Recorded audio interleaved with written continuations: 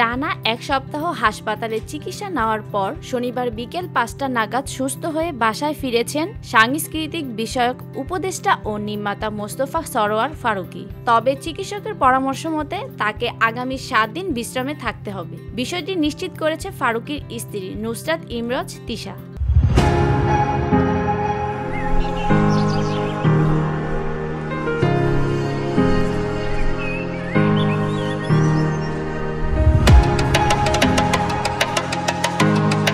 আসছে ৩০ আগস্ট সম্মিলিত সুন্নি জোটের ঘোষণা। ফারুকীর বাসায় ফেরার একটি ভিডিও তিশা তার ফেসবুক পেজে পোস্ট করেছেন। সবাইকে ধন্যবাদ দিয়ে ক্যাপশনে তিনি লিখেছেন, আলহামদুলিল্লাহ, মোস্তফা সরোয়ার ফারুকী আজ সুস্থ হয়ে বাসায় ফিরলেন। ভিডিওতে দেখা যাচ্ছে ফারুকীকে দেখে উচ্ছ্বাসিত মেয়ে ইলহাম দৌড়ে গিয়ে বাবাকে ফুল দিয়ে বরণ করে নেয়।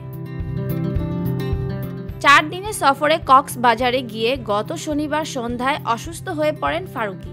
জেলা প্রশাসনের তথ্য অনুযায়ী তিনি হোটেল ওশান প্যারাডাইসের অবস্থানকালে বুকে ও পেটে ব্যথা অনুভব করেন।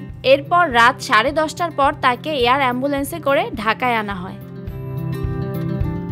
VOD Bangla news desk.